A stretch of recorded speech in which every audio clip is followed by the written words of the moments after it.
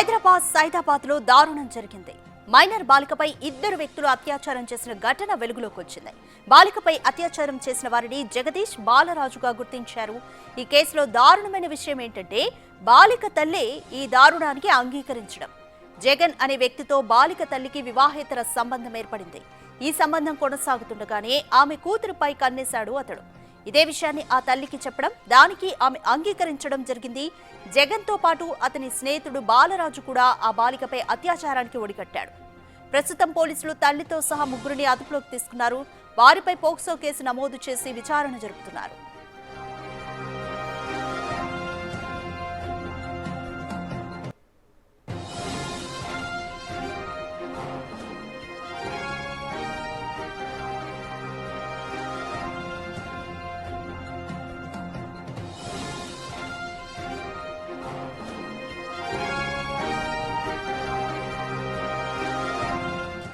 More details మా ప్రతినిధి విజయ్ అడిగి తెలుసుకుందాం. రైట్ విజయ్, మైనర్ బాలికపై ఇద్దరు వ్యక్తులు జగన్, బాలరాజు అనే వ్యక్తులు అత్యాచారానికి పాల్పడినట్టుగా తెలుస్తుంది. ఇక్కడ ఇంకా ఆశ్చర్యకరమైన విషయం ఏంటంటే తల్లే సహకరించినట్లుగా కూడా చెప్తున్నారు. ముగ్గురిని కూడా పోలీసులు అదుపులోకి తీసుకున్నారు. బాలిక తండ్రి ఏమంటున్నారు?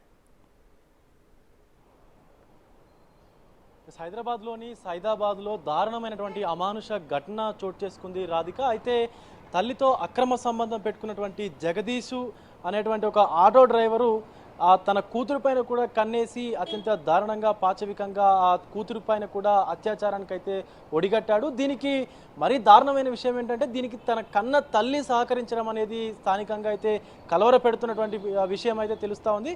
అయితే అక్కడ ఉన్నటువంటి సైదాబాద్ పోలీసులు పోక్సో కేసు కింద అయితే కేసు నమోదు చేసుకున్నారు. తన తండ్రి, ఆ బాలిక తండ్రి ఇచ్చినటువంటి ఫిర్యాదు మేరకు. అయితే ఆ బాలిక తండ్రి చెప్తున్నటువంటి విషయాలు అన్నీ చూస్తుంటే కొంత అక్కడ ఉన్నటువంటి స్థానికులందరూ కూడా మొత్తం కలకలం రేగినటువంటి పరిస్థితి కనిపిస్తూ ఉంది.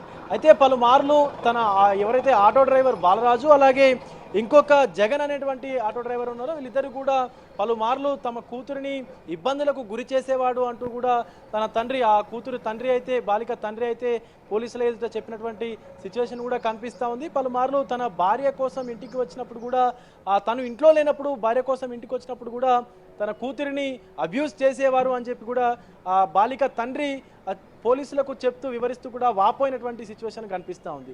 అయితే బాలిక తండ్రి ఫిర్యాదు మేరకే పోలీసులు సైదాబాద్ పోలీస్ స్టేషన్లోని పోక్సో కేసు కింద కూడా కేసు నమోదు చేసుకొని దర్యాప్తు అయితే వేగవంతం చేస్తూ ఉన్నారు. ప్రస్తుతానికి బాలిక వయస్సు 16 సంవత్సరాలుగా ఉంది. అయితే అక్కడ ఉన్నటువంటి స్థానిక ఆసుపత్రికి కూడా తరలించి బాలికకు వైద్య పరీక్షల నిమిత్తం అయితే ఆసుపత్రికి తరలించి వైద్య పరీక్షలు కూడా నిర్వహించారు. ఈ యొక్క కేసులో బాలికకు సంబంధించినటువంటి డీటెయిల్స్ అన్ని కూడా గోప్యంగా ఉంచబడతాయి కాబట్టి ఆ పేర్లు అవన్నీ చెప్పడానికి కూడా కొంత ఇబ్బందికరమైనటువంటి పరిస్థితి కనిపిస్తోంది రాధిక. Thank you Vijay.